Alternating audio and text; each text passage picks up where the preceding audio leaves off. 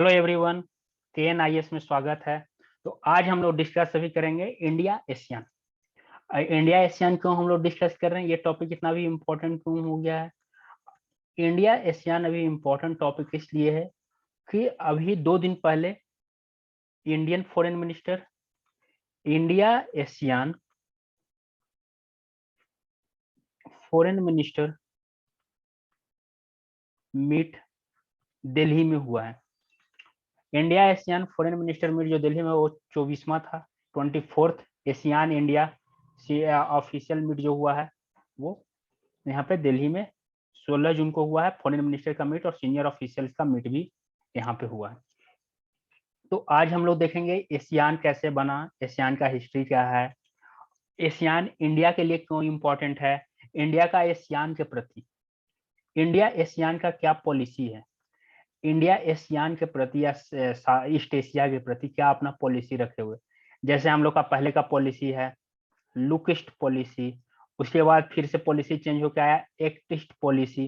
तो इसका क्या सिग्निफिकेंस है, इसका क्या सिग्निफिकेंस है, इंडिया के लिए एशियान इतना इम्पोर्टेंट क्यों है, ये सारा कुछ हम लोग देखेंगे। और इसके बाद हम लोग देखेंगे फिर एशियान का हिस्ट्री क्या है, एशियान कैसे बना, एशियान कब बना,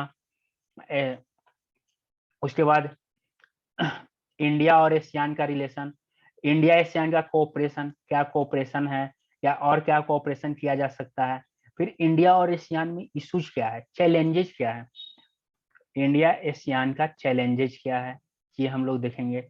और इसके बाद क्या हो सकता है, इसमें हम लोग यहाँ पे ओवरऑल देख लेंगे स्वोट एनालिसिस के फॉर्म में, यानी कि दोनों के बीच में स्ट्रेंथ क्या है, दोनों के बीच में वीकनेस क्या है, और दोनों के बीच में अपॉर्चुनिटीज क्या है, और दोनों के बीच में थ्रेट क्या है जिससे रिलेशन खराब हो सकता है, और दोनों के बीच में अपॉर्चुनिटीज क्या है, वीकनेस क्या है, ये हम लोग देखेंगे, और दोनों के बीच में स्ट्रेंथ क्या है।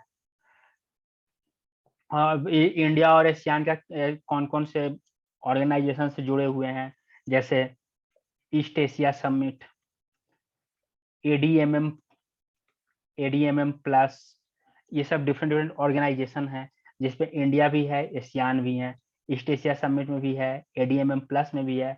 इस तरह से डिफरेंट डिफरेंट ऑर्गेनाइजेशन हैं।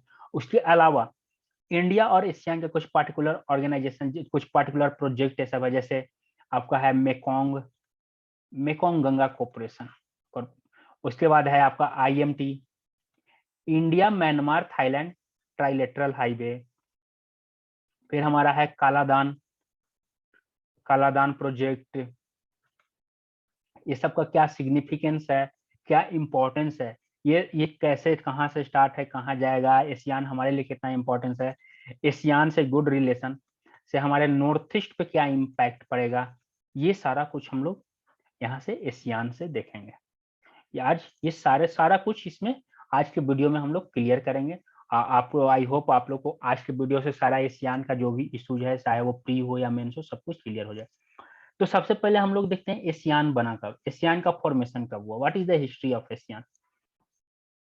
तो एशियान का फॉर्मेशन हुआ है 1967 में। कैसे? बैंकॉक में, जिसको बोला जाता है Bangkok declaration, Bangkok declaration 1967। Actually में जब एशियान बना था तो उसमें 5 ही कंट्री इसके फाउंडर मेंबर थे। कौन कौन 5 कंट्री फाउंडर मेंबर थे? Singapore, Philippines, Malaysia, Indonesia and Thailand. बस ये 5 कंट्री जो थे ये इसके मेंबर कंट्री थे, यानी कि ये फाउंडर कंट्री जो है वो टोटल 5 कंट्री है, सिंगापुर, फिलीपींस, मलेशिया, इंडोनेशिया और थाईलैंड। इसके बाद और जो बाकी 5 कंट्री, यानी एशिया में टोटल कितने कंट्री हैं? 10 कंट्री। तो और जो बाकी 5 कंट्री, जैसे कि आपका हुआ यहाँ पे म्यांमार, लाओस, वियतनाम, ब्रुनेई और कंबोडिया, ये बाद में इसमें जुड़ा, और ये टोटल कितने बन गए? ये टोटल 10 कंट्रीज का एक ग्रुपिंग है, ये ASEAN, association of south east Asian nation. South east Asia जो नेशन है, ये पूरी तरह से आप यहाँ पे देख सकते हो, ये पूरा जो साउथ ईस्ट एशियन है, इनका ये पूरा एसोसिएशन है। यानी कि जस्ट सी, यहीं से आपको इसका इंपॉर्टेंस पता चलेगा। ये one of the busiest route है, सारा ट्रेड इधर से होता है, यहाँ से इंडिया का ट्रेड जाता है। तो ये कितना इंपॉर्टेंट है इंडिया के लिए। अगर ये दोनों कंट्री से आप अच्छा रिलेशन नहीं रखोगे तो आपका जो ट्रेड है वो सिक्योर्ड इधर रहेगा, अच्छे रिलेशन रखने का। उसके बाद यहाँ पे आपका साउथ चाइना सी, साउथ चाइना सी जो है, यहाँ पे भी हमेशा इशू रहता है। तो यहाँ पे भी इन लोग से अच्छे रिलेशन रखने पे हमारा क्या है, यहाँ पे सब कुछ सही हो सकता है। तीसरा क्या है आपका नॉर्थ ईस्ट। नॉर्थ ईस्ट जो है, नॉर्थ ईस्ट में हमारा क्या है, नॉर्थ ईस्ट में हम लोग अभी यहाँ से जाते हैं, इसको क्या बोला जाता है, सिलीगुड़ी के जो ये रास्ता है इसको चिकन नेक, इसको बोला जाता है चिकन नेक। ये बहुत पतला है, बहुत कंजेस्टेड होता है और यहाँ पे हमेशा जाम में सबका इशू होता है और नहीं है। तो इंडिया क्या प्रयास कर रहा है, इंडिया नॉर्थ एशियान के थ्रू नॉर्थ ईस्ट में घुसने का प्रयास कर रहा है, एशियान के थ्रू। ऐसे वो इंडिया यहाँ, जैसे आपका जो कालादान प्रोजेक्ट है, कालादान प्रोजेक्ट क्या है, यही है, यहाँ से ऐसे म्यांमार में जाएगा, यहाँ पे सिटवे पोर्ट पे जाएगा और सिटवे पोर्ट से होते हुए ऐसे ये जाएगा। उसके बाद आपका जो है IMT, इंडिया म्यांमार थाईलैंड का जो ट्राइलेटरल है, तो वो कैसे है, वो यहाँ से ऐसे हाईवे के थ्रू है। तो ये सारा प्रोजेक्ट इंडिया अपने नॉर्थ ईस्ट को भी ध्यान में रख के कर रहा है। तीसरा क्या है, यहाँ पे अगर ये म्यांमार से अच्छा रिलेशन रखेगा, ये नॉर्थ ईस्ट कंट्री के हैं, तो ये जो यहाँ पे जो आपका इंसर्जेंसी है वो भी कम होगा, क्योंकि इंसर्जेंट सारा कुछ करके कहाँ आ जाते हैं, म्यांमार भाग जाते हैं। तो ये सारा हमें क्या मिलेगा, ये सारा कुछ इनसे हेल्प मिलेगा। तो अगर हम म्यांमार का ओवरऑल एक टाइमलाइन देखें, सॉरी एशियान का ओवरऑल अगर हम टाइमलाइन देखें कि एशियान का फॉर्मेशन के बाद क्या क्या कैसे एशियान एक अभी प्रेजेंट फॉर्म में आया, तो अगर हम देखते हैं तो सबसे पहले क्या 1967 में एशियान फॉर्म हुआ, राइट, एशियान का फॉर्मेशन हुआ। उसके बाद 1971 अगर हम बात करें तो 1971 में ये क्या जोन डिक्लेयर हो गया, ASEAN zone, zone of peace, friend and neutrality, zone of peace, friend and neutrality. Means ये न्यूट्रल रहेगा, सबका दोस्त रहेगा और यहाँ पे इस जोन में पूरी तरह से शांति व्यवस्था रहेगा, कोई वो हंगामा नहीं होगा। उसके बाद 1976 में सारे एशियान कंट्री के बीच में क्या हुआ, treaty of Amity and cooperation, means सब लोग आपस में कोऑपरेट करेंगे, साथ देंगे। उसके बाद 1977 में एशियान पीटीए साइन हुआ, एशियान पीटीए यानी कि प्रिफरेंशियल ट्रेड एग्रीमेंट। एफटीए की तरफ अब लोग बढ़ रहे थे, फ्री ट्रेड एग्रीमेंट की तरफ अब लोग बढ़ रहे थे, इसमें ये पीटीए साइन हुआ, प्रेफरेंशियल ट्रेड एग्रीमेंट। उसके बाद 1992 में एशियान का एफटीए साइन हो गया, यानी कि फ्री ट्रेड एग्रीमेंट, एशियान एक फ्री ट्रेड एग्रीमेंट जोन बन गया। 1994 में एशियान रीजनल फोरम बना, 1994 में लोग का एशियान रीजनल फोरम बना सिक्योरिटी डायलॉग के लिए, जो भी सिक्योरिटी डायलॉग है सबके लिए, सिक्योरिटी के इशू के लिए 1994 में इनका एक अपना फोरम बना। उसके बाद 1995 की अगर हम बात करें तो 1995 में एशियान रीजन जो है, एशियान रीजन खुद को क्या अनाउंस कर दिए, nuclear free zone, nuclear free zone, यानी कि ये जो जोन है ये न्यूक्लियर फ्री जोन है, पूरी तरह से ये न्यूक्लियर फ्री जोन है। मींस इस जोन के सारे कंट्री ये सब कोई भी न्यूक्लियर वेपन्स नहीं रखेंगे, ये लोग के पास न्यूक्लियर वेपन नहीं रहेगा, ये कंप्लीटली न्यूक्लियर फ्री जोन करती है अपने आप को अनाउंस। 1997 में ये एक डॉक्यूमेंट रिलीज किए जिसको बोला गया एशियान विजन एट 2020। मीन कि एशियान 2020 तक कैसा होगा, एशियान का क्या एम है, क्या अचीव करना, और ये लोग का प्रोग्रेस इतना बेस्ट रहा कि ये लोग इसका सारा जो ऑब्जेक्टिव था वो ये लोग 2015 में ही अचीव कर लिए, 2015 में ही सब कुछ है, इसका जो टारगेट था उस टारगेट को पूरा कर लिए। उसके बाद 1999 में FTA इन इन्वेस्टमेंट, इन्वेस्टमेंट इस समय भी अब कोई टैक्स नहीं लगेगा, वो भी पूरी तरह से फ्री हो गया इनका। वो 2007 में एशियान का चार्टर आया, एशियान चार्टर मींस एशियान क्या करेगा क्या नहीं करेगा, सारा कुछ इनका चार्टर आ गया। 2015 में एशियान कम्युनिटी का फॉर्मेशन हुआ। अगर हम 2015 का बात करें तो 2015 में एशियान कम्युनिटी आया, एशियान कम्युनिटी। इसका 3 पिलर थे मेनली, कौन कौन? पहला था इकोनॉमिक, दूसरा सोशल एंड कल्चरल, और तीसरा था आपका political security, political and security. इसमें अपने आप को क्या बोले कि हम लोग शेयरिंग और केयरिंग सोसाइटी हैं। ASEAN is sharing and caring society. आपस में हम लोग अपने जो भी इश्यूज है उसको शेयर करेंगे और आप एक दूसरे का केयर करेंगे, ये सोसाइटी ये अपने आप को बोले। तो अब इतना बड़ा ऑर्गेनाइजेशन, इसमें बहुत सारे अलग अलग विचार, जैसे कुछ कंट्री प्योर मुस्लिम्स कंट्री हैं, अगर हम बात करें जैसे आपका मलेशिया हो गया, इंडोनेशिया हो गया, ये प्योर मुस्लिम्स कंट्री।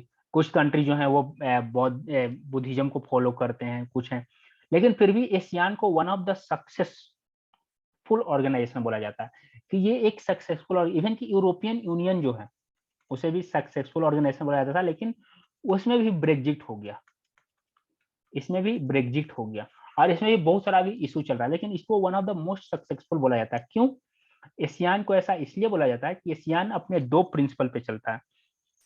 इनका एक अपना यूनिक अप्रोच है, जिसको क्या बोला जाता है, इनके अप्रोच को क्या बोला जाता है? एशियान वे, एशियान बेज। ये अपने वे में यूनिक इनका अप्रोच है, और जो इनका अप्रोच है उसको क्या बोला जाता है? मुशायरा एंड मुफक्कत। ये जो अप्रोच है उस अप्रोच को बोला जाता है मुशायरा, मुशायरा एंड मुफक्कत। मतलब क्या हुआ? कंसल्टेशन, मुशायरा करेंगे, हम बात करेंगे, और यहाँ पे क्या है? मुफक्कत मीन्स कंसेंसस, सब एक दूसरे के साथ कंसेंसस बनाएंगे, सबका एक सहमति होगा, हम लोग एक दूसरे के अगेंस्ट में नहीं जाएंगे। यानी कि जो इंटरनेशनल एरेना है, इंटरनेशनल एरेना पे एशियान का वॉइस एक साथ होगा, सारे कंट्री हम लोग एक साथ सारा कुछ उठाएंगे। और इनका जो एशियान वे है, यूनिक वे, ये क्या है? इस एशियान वे का मतलब क्या हुआ कि non interference, non interference in domestic matter, in domestic matter.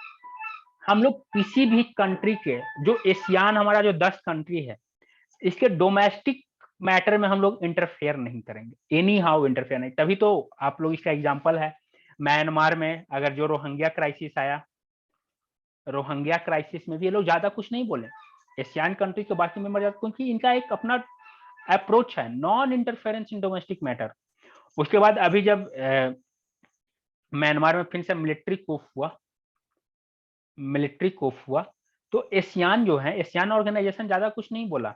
ASEAN organisation जो कंट्री, जो मेंबर कंट्रीज हैं, वो म्यांमार के अगेंस्ट में बहुत ज्यादा इंटरफेयर नहीं किए, ज्यादा नहीं बोले, एक साधा सा स्टेटमेंट दिए कि हम डेमोक्रेसी को सपोर्ट करते हैं, डेमोक्रेसी को इंकरेज करते हैं, और वहां के गवर्नमेंट को चाहते हैं कि वो डेमोक्रेसी को बढ़ाए, क्योंकि इनका एक अपना अप्रोच है। वो अप्रोच क्या है? इनका एक अपना ऑब्जेक्टिव है कि हम किसी के भी डोमेस्टिक मैटर में इंटरफेयर नहीं करेंगे, चाहे कुछ भी हो जाए, हम किसी के डोमेस्टिक मैटर में इंटरफेयर नहीं करेंगे, नॉन इंटरफेयर हमारा रहेगा, नॉन इंटरफेरेंस रहेगा। ये इनका एक बिल्कुल यूनिक अप्रोच है। इसी कारण इनको कभी कभी बहुत ज्यादा क्या क्रिटिसाइज भी किया जाता है, जैसे म्यांमार में इतना ह्यूमन राइट्स वायलेशन होता है, तो इस कारण से इनको कभी कभी बहुत क्रिटिसाइज किया जाता है कि आपका अप्रोच जो है वो गलत है। लेकिन मैं एशियान ये शो किया है कि हमारा जो अप्रोच है वो वेस्टर्न कंट्री से ज्यादा बेटर है। हम किसी भी कंट्री के जो इनका जो अपना जो इंटरनल मैटर है उसमें बिल्कुल भी इंटरफेयर नहीं करेंगे। ये इनका हिस्ट्री है, एशियान का फॉर्मेशन, एशियान का हिस्ट्री। अब हम लोग अगला देखते हैं इंडो एशियान रिलेशन। इंडिया और एशियान का रिलेशन कैसा, कब स्टार्ट हुआ, क्यों, कैसे स्टार्ट हुआ। तो इसको हम लोग 3 फेज में बांट देते हैं, मेनली 2 फेज या 3 फेज, अगर देखा है तो मेनली 2 फेज में इसको हम लोग लेकर चलते हैं, ज्यादा बेटर रहेगा समझने के लिए। इसको हम लोग 2 फेज में लेकर चलते हैं। वो 2 फेज कौन कौन सा होगा, इसके इंडिया एशियन रिलेशन को हम लोग 2 फेज में डिवाइड कर देते हैं। ओके, पहला फेज को बोलेंगे cold war phase, cold war phase, और दूसरा फेज को बोलेंगे after cold war, after cold war. India Asian का रिलेशन कोल्ड वार के टाइम में कैसा रहा और इंडिया एशियन का रिलेशन कोल्ड वार के बाद कैसा रहा, ये हम लोग यहाँ पे देखेंगे।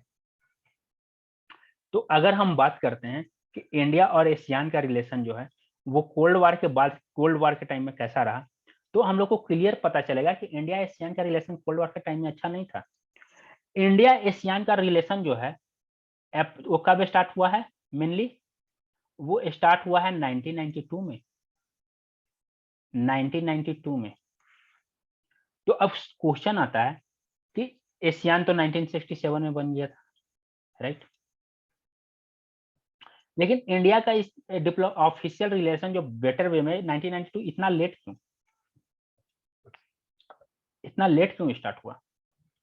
तो इसके लिए हमको समझना होगा कि एशियान बनने के पीछे मेन रीजन क्या था, ये जो ऑर्गेनाइजेशन है ये बना क्यों था, इसके पीछे मेन रीजन क्या था। तो इसके लिए हमको कोल्ड वार फेज को देखना होगा, कोल्ड वार में ऐसा क्या हुआ कि एशियान को बनाना पड़ा। तो इसके लिए हम लोग चलते हैं, देखते हैं वियतनाम वार। वियतनाम में क्या था, कम्युनिस्ट, वियतनाम कम्युनिस्ट, अमेरिका को छक्का छुड़ा दिया था, पानी पिला दिया था, यही वियतनाम। तो वेस्टर्न कंट्रीज जो थे, वेस्टर्न कंट्रीज, ये इस डर से कि वियतनाम के कारण सारे कंट्रीज में कम्युनिज्म न फैल जाए, हर जगह पे कम्युनिज्म न हो जाए, वो एक इनका एक ऑर्गेनाइजेशन का फॉर्म देकर इनको एक बना दिए जिसको बोला गया एशियान। ये एक्चुअली में बेस्ट मोटिवेटेड ऑर्गेनाइजेशन था, उसमें बेस्ट का स्पॉन्सर्ड ऑर्गेनाइजेशन था, बेस्ट इसको बनाया था कंप्लीटली। ये सब के कारण इंडिया इससे दूर रहा, इंडिया का रिलेशन उतना अच्छा नहीं रहा। और भी रीजन था कि इंडिया का रिलेशन इनके साथ उतना अच्छा क्यों नहीं रहा। एक तो ये रीजन है कि इंडिया अपना न्यूट्रल स्टैंड रखे हुए था और ये इनका जो बेंड था वो किधर था, वेस्टर्न की तरफ, यानी कि यूएस और उसके एलाइज की तरफ से मुड़े हुए थे, राइट। और इंडिया खुद को क्या बोलता था, हम न्यूट्रल हैं, नॉन अलाइंड हैं, तो इसीलिए इनका एशियान के साथ उस समय अच्छा रिलेशन नहीं था। ये एक रीजन है। और भी रीजन है, जैसे इंडिया अगेंस्ट था कोल्ड वार का, कोई वार नहीं होना चाहिए, ये लोग प्रो कोल्ड वार थे, यानी कि यूएस को सपोर्ट कर रहे थे, यूएस एलाई को। इंडिया का इकोनॉमी क्या था, मिक्स्ड इकोनॉमी था, मिक्स्ड इकोनॉमी या बोल सकते हैं हम लोग क्लोज्ड इकोनॉमी। इंडिया का लगभग क्लोज्ड इकोनॉमी था। एशियान जो बना ही था इकोनॉमी के फॉर्म पे। जैसे देखो अमेरिका जो है वो क्या जाता है हर जगह पे, डेमोक्रेसी को हम ला रहे हैं, कैपिटलिज्म को ला रहे हैं। तो कैपिटलिज्म कैसे आएगा, ये लोग कैपिटलिस्ट सोसाइटी है, कैपिटलिस्ट है, तो कैपिटलिज्म के लिए क्या होगा, इकोनॉमी को कंप्लीटली ओपन करना होगा। Economy open means foreign company ये सब इन्वेस्टमेंट ज्यादा। और इंडिया का इकोनॉमी कैसा था उसमें, मिक्स्ड या क्लोज्ड ही बोलेंगे, क्लोज्ड इकोनॉमी था, इंस्पेक्टर राज था, बहुत कुछ था। इंडिया तो लिबरल कब बना है, 1992 में। ये भी एक मेजर रीजन बना इंडिया का एशियान के साथ बेटर रिलेशन होने का 1992 के बाद, क्योंकि 1992 के बाद हम लोग का क्या आता है, एलपीजी इरा। तो इकोनॉमिक कोऑपरेशन हम लोग देखेंगे, यहाँ पे ये जो कैपिटलिस्ट था इकोनॉमिक कोऑपरेशन था, इंडिया ये ओपन इकोनॉमी थे। ये इंडिया क्या था, इंडिया ये लोग अपने आप को खुद को लिबरल बोलते थे, हम लोग लिबरल सोसाइटी। ऑब्वियस बात है कैपिटलिस्ट लिबरल है, इन लोग का एक बड़ा बड़ा शब्द बोला जाता है, हम लिबरल हैं, हम ये सेकुलर हैं, हम ये हैं वो हैं वगैरह वगैरह इन लोग का बोला जाता है। तो वो और इंडिया को क्या बोला था कि ये सेलेक्टिव लिबरल है, मतलब कि कुछ के प्रति लिबरल होता है कभी नहीं होता है, ये भी था। और इंडिया क्या बिलीव करता था, पॉलिटिकल इंगेजमेंट में, कि पहले पॉलिटिकल इंगेजमेंट करेंगे उसके बाद इकोनॉमिक। और एशियान का क्या मानना था कि इंगेजमेंट इकोनॉमिक होना चाहिए, यानी कि स्टार्ट इकोनॉमी से होना चाहिए। इंडिया का इकोनॉमिक क्लोज्ड था, इनका इकोनॉमिक ओपन था। तो जब इकोनॉमिक इंगेजमेंट नहीं हो पा रहा है तो पॉलिटिकल एंगेजमेंट भी नहीं हो पाएगा, यानी कि रिलेशन खराब रहेगा। तो इसी कारण से कोल्ड वॉर फेज में इंडिया और एशियान का रिलेशन सही नहीं था। दोनों कंट्री का रिलेशन, दोनों सॉरी एशियान ऑर्गेनाइजेशन और इंडिया का रिलेशन बिल्कुल भी सही नहीं था। इसके बाद 90s में कोल्ड वॉर खत्म हुआ। कोल्ड वॉर खत्म हुआ, यूएसएसआर डिसइंटीग्रेट हो गया। इंडिया को नया मार्केट चाहिए था, नए दोस्त चाहिए था, तो इंडिया किधर बढ़ा? साउथ ईस्ट एशिया की तरफ। इन लोगों से दोस्ती का हाथ बढ़ाया। उसी समय इंडिया में क्या आ गया था? एलपीजी ईरा आ गया।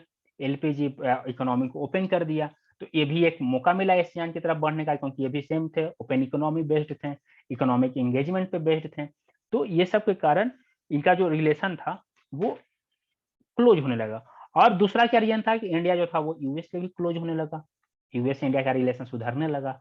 तो ऑब्वियस सी बात है, जब इंडिया का यूएस से रिलेशन सुधर रहा है तो यूएस के जो एलाई हैं उनसे भी रिलेशन अच्छा होगा। तो एशियान कंट्री से इंडिया का रिलेशन बेटर होने लगा, और इंडिया जो है वो ऑफिशियली 1992 में इंडिया एशियान का रिलेशन इस्टेब्लिश्ड हो गया। उसी समय पीवी नरसिम्हा राव जो थे वो क्या अनाउंस किए? Look east policy. उस समय वो क्या अनाउंस किए? लुक ईस्ट पॉलिसी, जो कि फेमस था। लुक ईस्ट पॉलिसी यहाँ पे अनाउंस किया गया कि हम लोग अब एशियान की तरफ देखेंगे इन द सेंस कि हम लोग अब एशियान से ज्यादा एंगेजमेंट करेंगे, हर फील्ड में उनके साथ एंगेजमेंट करेंगे। देखने का मतलब ये था, इस तरह से हम लोग उनके साथ एंगेजमेंट करेंगे। जैसे इंडिया और एशियान जो था वो इकोनॉमिक इंटीग्रेशन किए। जैसे 1992 में इनका सेक्टोरल डायलॉग पार्टनर स्टार्ट हो गया। इंडिया एशियान का सेक्टोरल डायलॉग पार्टनर जो है वो 90 हर सेक्टर वाइज पार्टनर डायलॉग जो है वो 1992 में स्टार्ट हो गया। उसके बाद 1996 में इंडिया जो था वो किसका मेंबर बन गया? 1996 में इंडिया जो था वो एआरएफ का मेंबर बन गया। एआरएफ क्या था? ASEAN Regional forum. एशियान और उसके आसपास के रीजन के कंट्रीज इसके मेंबर थे, तो इंडिया भी इसका मेंबर बन गया। इसके बाद 2002 में समिट लेवल का कॉन्फ्रेंस स्टार्ट हो गया। इंडिया और एशियान के बीच में समिट लेवल जो है का कॉन्फ्रेंस स्टार्ट हो गया। समिट जो है अलग अलग समिट, जैसे अभी जो समिट हुआ फॉरेन मिनिस्टर का समिट, उसी तरह से इनका ये समिट भी स्टार्ट हो गया। अभी अगर एआरएफ का बात करें तो एआरएफ में अभी कितने मेंबर हैं? एशियान रीजनल फोरम में अभी टोटल 27 मेंबर है। फिर 2005 में इंडिया किसको ज्वाइन कर लिया? 2005 में इंडिया जो है वो ईस्ट एशिया समिट ज्वाइन किया, ईस्ट एशिया समिट का मेंबर बन गया। 2008 से 10 में यानी कि 2009 में मेनली क्या साइन हो गया? एफटीए इन गुड्स। एफटीए इन गुड्स एशियान के साथ फ्री ट्रेड एग्रीमेंट गुड्स में साइन हो गया। 2014 में क्या साइन हुआ? एफटीए इन सर्विसेज। एफटीए इन सर्विसेज। और 2014 में ही मेजर अनाउंसमेंट क्या हुआ? जो पहले लुक ईस्ट पॉलिसी था ये किस में चेंज हो गया? ये चेंज हो गया एक्ट ईस्ट पॉलिसी। आई बात समझ में? लुक ईस्ट पॉलिसी जो है वो किस में चेंज हो गया? Act east policy. Act east policy का मतलब क्या है? अब जो हम लोग जो सारा कुछ किए हैं उस पर अब एक्ट करने का टाइम आ गया। अब उसको जमीन पे लाने का टाइम आ गया, उसको आप फॉलो करने का टाइम आ गया। ये एक्ट ईस्ट पॉलिसी था, और इसमें ये लोग स्ट्रेटेजिक पार्टनर बन गए। स्ट्रेटेजिकली अब ये लोग ज्यादा इंपॉर्टेंट, ज्यादा आपस में जुड़ गए। ये यहाँ पे था एक्ट ईस्ट पॉलिसी आ गया। तो एक्ट ईस्ट पॉलिसी का और अगर हम देखें तो इसमें क्या था? ये कब हुआ था? ये जब 2014 में अब म्यांमार का कैपिटल जो है नेपाइटा, यहाँ पे जो इंडिया एशियान समिट हुआ 12th, वो कौन सा था? 12th India ASEAN summit. इसमें मोदी जी क्या अनाउंस किए? मोदी जी भाग लिए थे। मोदी जी अनाउंस किए कि अब हम जो ट्रांजिशन है वो कर रहे हैं कहां से कहां तक? अब हम ये ट्रांजिशन कर रहे हैं लुक ईस्ट से एक्ट ईस्ट में। ये अब मेरा ट्रांजिशन होगा। तो एक्ट ईस्ट पॉलिसी में इंडिया क्या चाहता था? इंडिया ज्यादा कनेक्टिविटी को बढ़ाना चाहता था। कनेक्टिविटी इसको अब हम एक कनेक्टिविटी बढ़ाएंगे, कल्चरल टाइज बढ़ाएंगे, कॉमर्शियल टाइज बढ़ाएंगे, हर तरह का सब कुछ स्ट्रेटेजिकली अब हम इनसे जुड़ेंगे। इसमें क्या था कोर पॉलिसी और ऑब्जेक्टिव क्या था? अगर हम एक्ट ईस्ट पॉलिसी का बात करें तो एक्ट ईस्ट पॉलिसी, इसका कोर ऑब्जेक्टिव क्या था? कोर पॉलिसी ऑब्जेक्ट क्या था? सबसे पहले क्या था? Politico economic socio cultural ties, 4 politico plus economic plus cultural plus social ties. देखो कल्चरल और सोशल क्यों? क्योंकि इंडिया किसमें विश्वास करता है? Soft policy. सॉफ्ट पॉलिसी का मतलब क्या होता है? Culture, historical ties. जैसे इंडिया और एशियन कंट्री में हिस्टोरिकल टाइज है, ऑब्वियस बात, हम लोग एंशिएंट हिस्ट्री पढ़ते हैं, उसमें देखते हैं हमारा जो यहाँ से कितना कनेक्टिविटी था। उसके बाद और क्या यहाँ से कनेक्ट करते हैं? बौद्धिज्म से, बुद्धिज्म जो है बुद्धिज्म से कनेक्ट करते हैं। ये सारा क्वेश्चन हम लोग यहाँ पे क्या है, हम लोग यहाँ पे अपना कल्चरल टाइज को कनेक्ट, जैसे कंबोडिया, हिंदू का सबसे बड़ा टेम्पल कंबोडिया में है। इंडोनेशिया बहुत सारा हिंदू कल्चर को ये फॉलो करता है। तो इस तरह से वियतनाम को भी हम लोग हिस्टोरिकली कनेक्ट करते हैं। म्यांमार का तो कुछ कहना ही नहीं है। थाईलैंड, म्यांमार का तो हमारा जो सोशल और कल्चरल कनेक्टिविटी इतना है, इस पे हमारा गाना भी है, आप लोग सब लोग सुनते हुए गाना, एक गाना यहाँ पे बहुत फेमस है, मेरे पिया गए रंगून।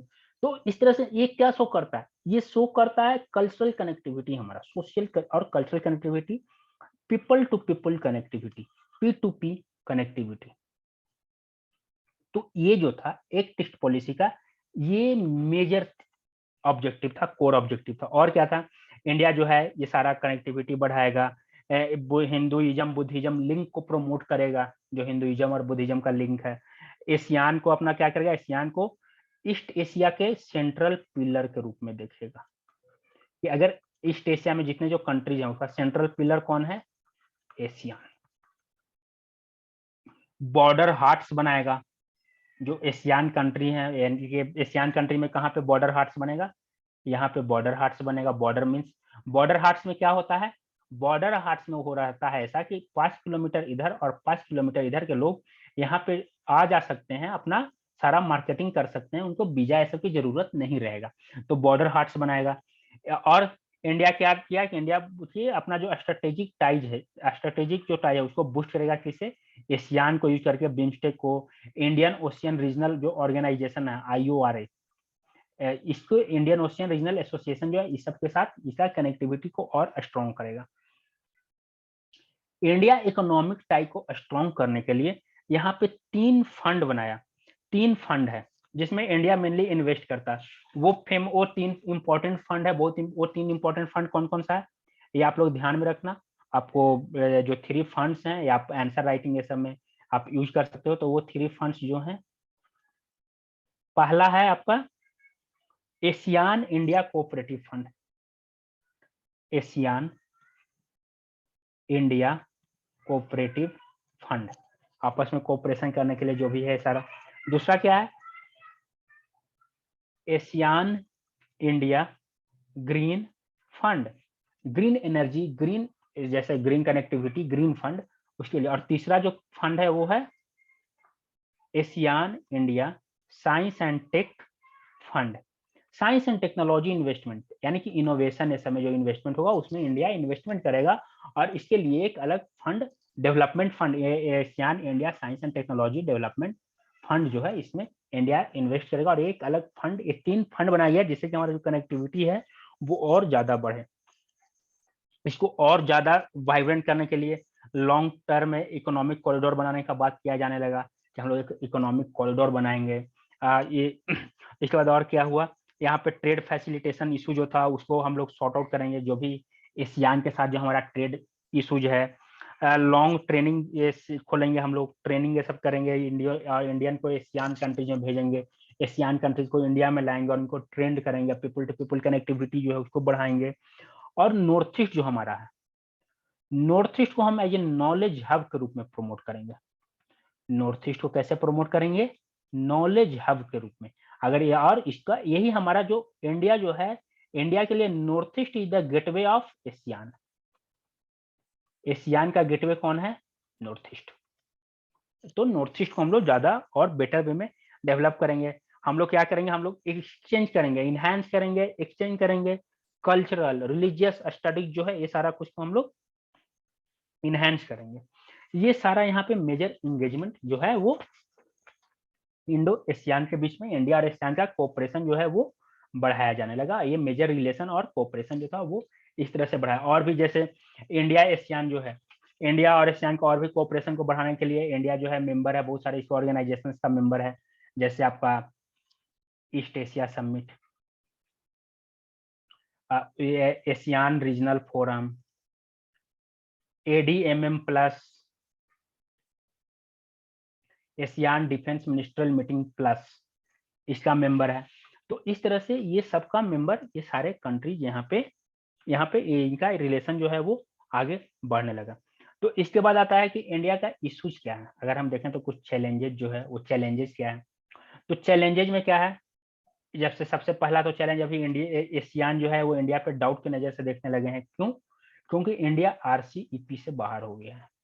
ये सबसे बड़ा इशू क्रिएट आजकल कर रहा है। RCEP जो है रीजनल कॉम्प्रिहेंसिव इकोनॉमिक प्रोजेक्ट जो था, इससे इंडिया जो बाहर हो गया, ये इसका सबसे बड़ा इशू यहाँ पे क्रिएट हो रहा है। इंडिया के लिए ये बहुत बड़ा एक इशू क्रिएट हो रहा है।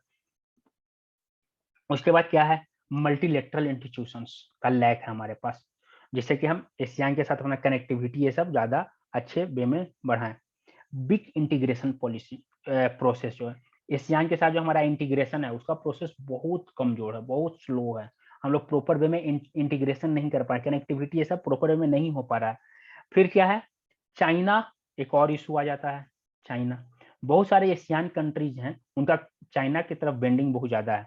जैसे कि आपका थाईलैंड हुआ, आपका मलेशिया हुआ, आपका यहाँ पे सिंगापुर हुआ, ये सब का चाइना की तरफ बेंडिंग बहुत ज्यादा है। म्यांमार हुआ, तो ये भी एक बहुत बड़ा इशू है हमारे लिए। तो इस तरह से इनका ये इशू है। अगर 2018 में इंडिया एशियान का जो कॉमरेटिव समिट हुआ था, इंपॉर्टेंट जो वो समिट था 25 साल पूरा होने के उपलक्ष्य में, 25 years of India ASEAN engagement पूरा हुआ था, तो वहां पे मोदी जी बोले कि हम लोग 3C पे काम करेंगे। वो 3C क्या क्या है, पहला कॉमर्स, दूसरा कनेक्टिविटी, और तीसरा कल्चर। कॉमर्स में आपका सब कुछ आ जाएगा, इकोनॉमी है सारा, कनेक्टिविटी में सारा, ये भी एक तरह से इकोनॉमी ही है, कनेक्टिविटी। और तीसरा हम कल्चर को बढ़ाएंगे, यानी कि सॉफ्ट पॉलिसी को आगे करेंगे। इनसे कनेक्टिविटी को बढ़ाने के लिए पीपल टू पीपल कनेक्टिविटी है, बैकडोर चैनल जो है इसको और ज्यादा स्ट्रॉन्ग करेंगे, जिससे कि हमारा जो कनेक्टिविटी है वो और ज्यादा बढ़ेगा। ये सारा कुछ यहाँ पे स्टार्ट किया गया। उसके बाद दिल्ली डायलॉग, एशियान के साथ दिल्ली डायलॉग होता है हर साल। दिल्ली में इनके मिनिस्टर्स हुए या हाई प्रोफेस जो ऑफिशियल्स हैं ये सब आते हैं, बात करते हैं। ये सारा कुछ इनका यहाँ पे चलता है और ये लोग ये करते हैं। इसके बाद अगर हम मेजर ऑर्गेनाइजेशन से देखें जिसके साथ इंडिया एशियान के साथ जुड़ा हुआ है, तो जैसे जो मेजर प्रोजेक्ट इंडिया का है उसको अगर हम लोग देखें तो सबसे जो इम्पोर्टेंट प्रोजेक्ट है वो है कौन सा, कालादाम प्रोजेक्ट। अब कालादान प्रोजेक्ट जो है वो इंडिया के लिए इतना इंपॉर्टेंट क्यों है, कालादान प्रोजेक्ट? तो देखो, कालादाम प्रोजेक्ट जो है वो इंडिया के लिए बहुत इंपॉर्टेंट है। क्यों इंपॉर्टेंट है? क्योंकि ये इंडिया को नॉर्थ ईस्ट से कनेक्ट करता है। इंडिया का कनेक्शन जो है वो नॉर्थ ईस्ट से ज्यादा इंपॉर्टेंट है। इंडिया नॉर्थ ईस्ट से यहाँ पे कनेक्टिविटी जो है वो अपना बढ़ाता है। जैसे ये प्रोजेक्ट का मेजर क्या है, ये यहाँ से स्टार्ट होगा, हो रहा है एक जगह है कोलकाता में, कोलकाता के आसपास से।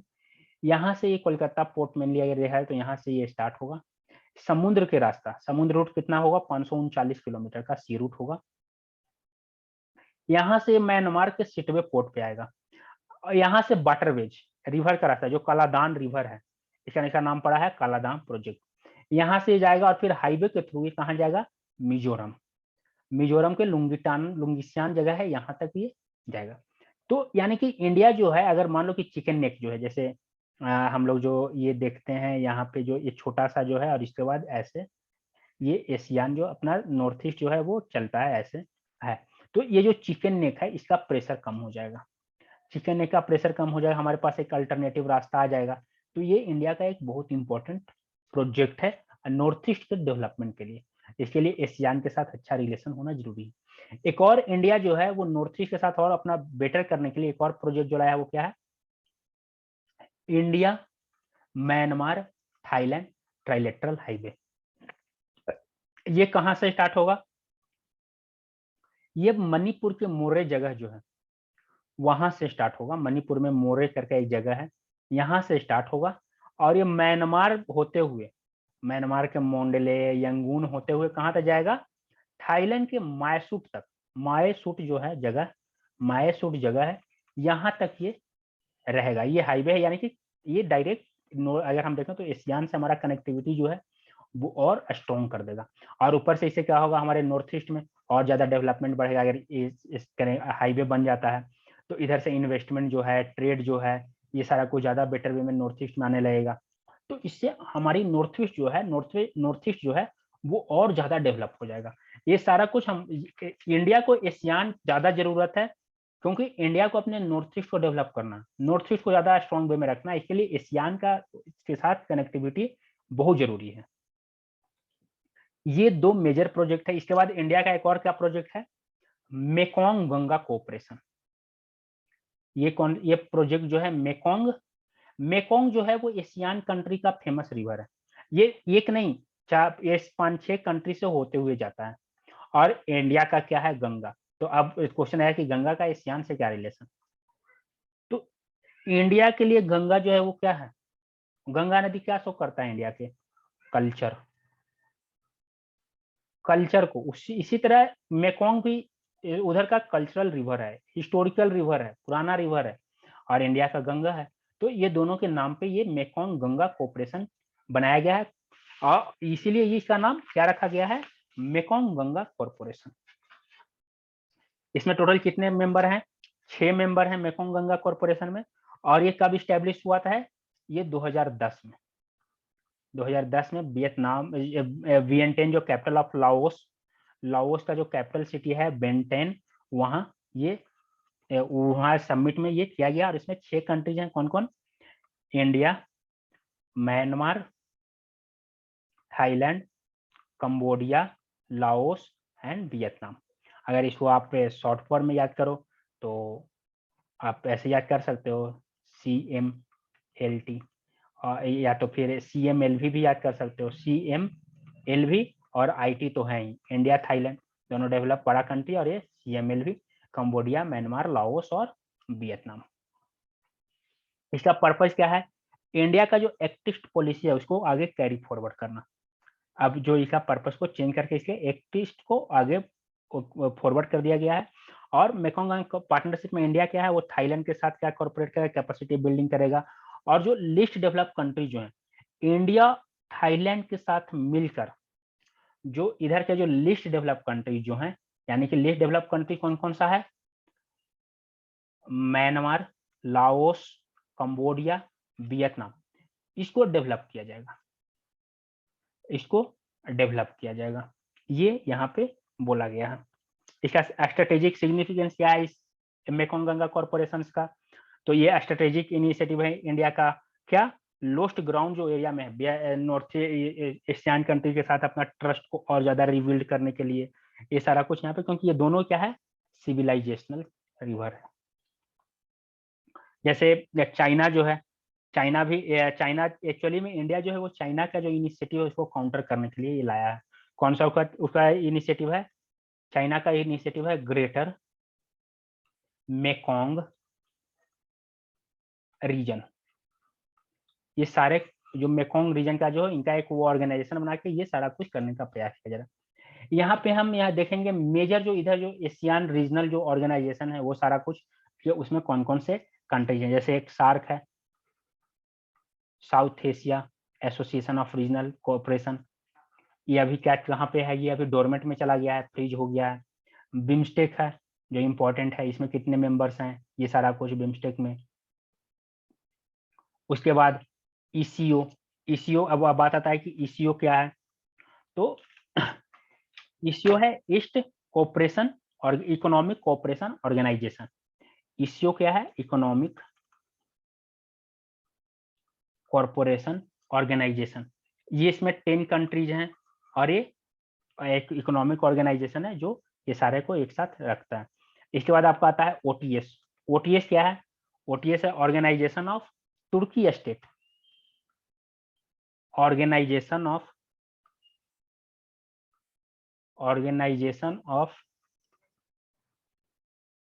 तुर्किक स्टेट, या तो इसको तुर्किश काउंसिल भी बोलते हैं, तुर्किश काउंसिल भी बोला जाता है। ये 1992 में फॉर्म हुआ है। ओटीएस जो है वो 1992 में फॉर्म हुआ है और इसमें तुर्की और उसके आसपास के जैसे अजरबैजान है, कजाकिस्तान है, किर्गिस्तान है, उज्बेकिस्तान है, ये सारे इसके मेंबर हैं ओटीएस का। उसके बाद आता है एसीडी। एसीडी क्या है? ASEAN cooperation dialogue. एशियान के साथ सारा कोऑपरेशन डायलॉग यहाँ पे ये होता है।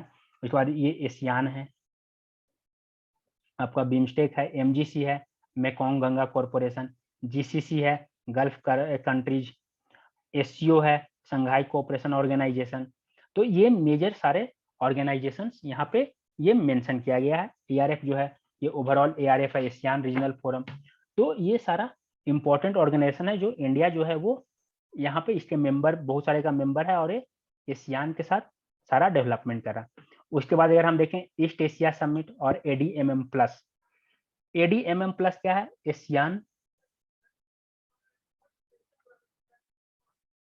ASEAN defence military meeting plus. Plus यानी कि 3+3 6 मेंबर। एडीएमएम प्लस में 6 मेंबर हैं, यानी कि एडीएमएम प्लस में रसिया और कौन? यूएस नहीं है। लेकिन ईस्ट एशिया समिट जो है, ईस्ट एशिया समिट में टोटल कितने मेंबर हैं? 18 मेंबर हैं। ईस्ट एशिया समिट में 18 मेंबर हैं। ये कब फॉर्म हुआ है? ये 2005 में 2005 में इसका इस्टेब्लिशमेंट हुआ है ईस्ट एशिया समिट का। और ये मेनली क्या है? ये एशियान सेंट्रिक ऑर्गेनाइजेशन है। अगर हम ईस्ट एशिया समिट का बात करते हैं तो ये एशियान सेंट्रिक ऑर्गेनाइजेशन है, एशियान सेंट्रिक ऑर्गेनाइजेशन। इसी कारण से ईस्ट एशिया समिट का चेयरमैन हमेशा कौन रहेगा? ASEAN member country. यानी कि जो 10 एशियान कंट्री हैं इन्हीं में से कोई एक हर साल मेंबर चेयरमैन रहेगा, बाकी और कोई नहीं, क्योंकि ये एशियान सेंट्रिक है। इसका मेन मोटो क्या है? इसका 6 ईस्ट एशिया समिट जो है इसका 6 प्रायोरिटी एरिया है। वो क्या है? प्रायोरिटी एरिया क्या है एशियान का? ईस्ट एशिया समिट का 6। तो इसका पहला जो है वो क्या है? वो है environment and energy. Environment and energy. दूसरा क्या है? एजुकेशन। तीसरा क्या है? फाइनेंस। चौथा क्या है? हेल्थ। हेल्थ। पांचवा क्या है? Disaster management. और छठा क्या है? ASEAN connectivity. ASEAN connectivity.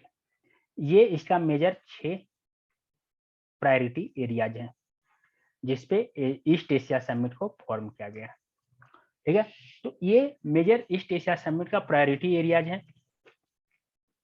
इसी तरह 2019 में जब ईस्ट एशिया समिट में हमारे मोदी जी एक नया इनिशिएटिव लाए थे, उस इनिशिएटिव को क्या बोला गया? उस इनिशिएटिव को बोला गया Indo Pacific ocean initiative. Indo Pacific ocean initiative. इसका मतलब इसको क्यों लाया गया था? कि सिक्योर सेफ, इसका मेन मोटो क्या था? सिक्योर सेफ स्टेबल प्रोस्पेरस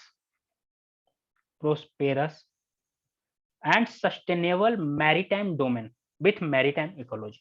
यानी कि पूरे जो मैरीटाइम डोमेन जो है इंडो पैसिफिक का, इंडियन ओशियन, पैसिफिक ओशियन, इसके जो ये रीजन है इसको पूरी तरह से सिक्योर और स्टेबल रखा जाए, सेफ रखा जाए।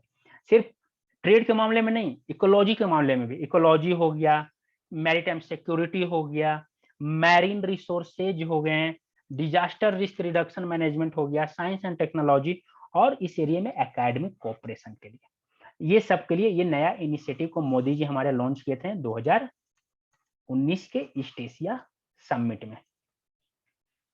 तो ये सारा कुछ एशियान के बारे में है। आई होप आप लोग को समझ में आया होगा। तो अब हम लोग जो लास्ट जो इसका है वो देखते हैं, क्या वे फॉरवर्ड या स्वोट एनालिसिस। इसमें हम लोग सारा ओवरऑल देखेंगे कि क्या है स्ट्रेंथ क्या है। अगर हम स्ट्रेंथ का बात करें तो स्ट्रेंथ क्या है एशियान इंडो एशियान का। सबसे पहले तो कल्चरल कनेक्टिविटी, हमारा जो हिस्टोरिकल बैकग्राउंड, हिस्टोरिकल है, हिस्ट्री है, हिस्टोरिकल टाइज है, ये बहुत इंपॉर्टेंट है, सबसे बड़ा हमारा स्ट्रेंथ है। उसके बाद क्या, मार्केट, वास्ट मार्केट, जो इंडिया का इतना बड़ा मार्केट है, एशियान का भी इतना बड़ा मार्केट है, तो ये हमारे लिए बहुत बड़ा इंपॉर्टेंट है, बहुत ज्यादा इंपॉर्टेंट है। ठीक है, ये सब हमारा स्ट्रेंथ है। इकोनॉमी जो है, ओपन इकोनॉमी दोनों जगह का, ये स्ट्रेंथ है। डिफेंस हमारा स्ट्रेंथ हो गया, जैसे अभी हम फिलीपींस के साथ, फिलीपींस को ब्रह्मोस बेचे हैं, ब्रह्मोस बेचे हैं। उसी तरह वियतनाम के साथ भी बात टॉक चल रहा है डिफेंस इक्विपमेंट के लिए। तो ये सब एक तरह से एक स्ट्रेंथ बनता जा रहा है। साउथ चाइना सी हमारे लिए क्या है, अपॉर्चुनिटीज है। ये साउथ चाइना सी का इशू चाइना के साथ हो रहा है, तो कंट्री जो है ये किसके तरफ आ रहे हैं, इंडिया की तरफ। रीजन का सेकंड स्ट्रॉन्ग कंट्री इंडिया की तरफ। तो ये हुआ। इसके बाद अगर हम वीकनेस का बात करें तो हमारा वीकनेस क्या है, तो सबसे पहला वीकनेस तो है कि उनको हमारे साथ क्या हो गया, उनका ट्रस्ट डेफिसिट हो गया। इसको सही करना होगा। क्यों, क्योंकि हम RCEP से बाहर हो गए हैं। ट्रेड जो है ये वीकनेस है। एग्रीकल्चरल प्रोडक्ट, ये लोग भी बहुत ज्यादा एक्सपोर्ट करते हैं, हम भी करते हैं, हमारे इनके साथ कंपटीशन चलते रहता है, तो ये दोनों का वीकनेस है। उसके बाद डोमिनेंस ऑफ चाइना, ये भी एक वीकनेस भी है, और वो थ्रेट, चाइना जो है वो वीकनेस भी है और थ्रेट भी है। ठीक है, अब इसके बाद हम लोग देखते हैं अपॉर्चुनिटीज। अपॉर्चुनिटीज क्या है, बहुत सारा अपॉर्चुनिटीज हमारे पास है रिलेशन को बेटर करने के लिए। जैसे सबसे पहले तो हमारा हो गया इकोनॉमी, ट्रेड। इंडिया एशिया का लगभग $100 बिलियन का ट्रेड है, $100 बिलियन का ट्रेड हो चुका है। तो ये और भी ज्यादा एक्सटेंड किया जा सकता है। एक्सपोर्ट, हम अपने जो इंडियन प्रोडक्ट है उसको एक्सपोर्ट करने के एक मार्केट के रूप में इसको यूज कर सकते हैं, इनको यहाँ पे ओपन पास दे सकते हैं। ये है हमारा जो कल्चरल कनेक्टिविटी है, इसको और आगे बढ़ाकर एजुकेशन ऐसे के मामले में एजुकेशन हमारा क्या हो जाएगा, अपॉर्चुनिटीज है कि हम एजुकेशन के सेंस में ज्यादा डेवलपमेंट करें। फिर उसके बाद क्या है, टूरिज्म हमारा अपॉर्चुनिटीज है। उसके बाद हमारा क्या अपॉर्चुनिटीज है, मेडिकल, मेडिकल हमारा अपॉर्चुनिटीज है, टूरिज्म हमारा अपॉर्चुनिटीज है। तो ये सब। उसके बाद अगर ट्रेड का बात करें तो इसमें सबसे बड़ा ट्रेड कौन सा है, कौन है, चाइना। हमारा अपॉर्चुनिटीज में क्या है, साउथ चाइना सी है, इधर से है कनेक्टिविटी। तो ये ट्रेड में क्या है, चाइना सबसे बड़ा ट्रेड हमारा क्या है, चाइना। दूसरा ट्रेड क्या है, रेडिकलिज्म। कुछ कंट्री में रेडिकलिज्म बढ़ता जा रहा है, मिलिट्री को, ये सब जो है नॉन डेमोक्रेटिक होते जा रहे हैं। तो ये सब क्या है, थ्रेट है, रिलेशन को खराब कर सकता है। तो ये सारा कुछ ओवरऑल इंडो एशियान का सारा जो समराइज अगर हम करें तो यही है। तो अगर हम इंडो एशियान का रिलेशन अभी देखें तो अभी सही फेज में जा रहा है, दोनों का रिलेशन अच्छा है। और जैसे अभी जो ये प्रोफेट मोहम्मद का इशू हुआ था, तो उसमें इधर का मेनली 2 ही कंट्री जो था वो थोड़ा बहुत बात उठाया था, जिसमें कौन कौन, एक है आपका मलेशिया और दूसरा इंडोनेशिया। वो भी सिर्फ एक बोला था कि इंडिया को एक्शन लेना चाहिए, यानी कि लोग ओपन नहीं थे। और ये सारे कंट्री के साथ हमारा रिलेशन अच्छा, इसी कारण म्यांमार में मिलिट्री कू हुआ, लेकिन फिर भी इंडिया ओपन अगेंस्ट में नहीं गया। क्यों नहीं गया, क्योंकि इंडिया का यहाँ पे जो बॉर्डर है वो बहुत सेंसिटिव बॉर्डर है, ओपन बॉर्डर भी है, सेंसिटिव बॉर्डर भी है। सारे इंसर्जेंसी को रोकना है तो हमें म्यांमार के अगेंस्ट में नहीं जाना होगा, म्यांमार के साथ मिलकर, म्यांमार की आर्मी के साथ मिलकर हमें काम करना होगा, तभी हम नॉर्थ ईस्ट के इंसर्जेंसी को रोक सकते हैं, हम नॉर्थ ईस्ट में ज्यादा बेटर डेवलपमेंट कर सकते हैं। तो ये सारा इशू, इस हिसाब से एशियान जो है, एशियान इंडिया के लिए बहुत इंपॉर्टेंट है, एशियान इंडिया के लिए बहुत इम्पोर्टेंट है। तो होप आप लोग को इंडो एशियन का रिलेशन पे सारा कुछ क्लियर हो गया होगा और आपको ये वीडियो आपके लिए यूजफुल होगा, ये हम होप करते हैं। तो अगर आपको वीडियो अच्छा लगा और सारा जो है वो आपके लिए इम्पोर्टेंट है, तो आप इसको लाइक कीजिए, शेयर कीजिए और सब्सक्राइब कीजिए। Thank you.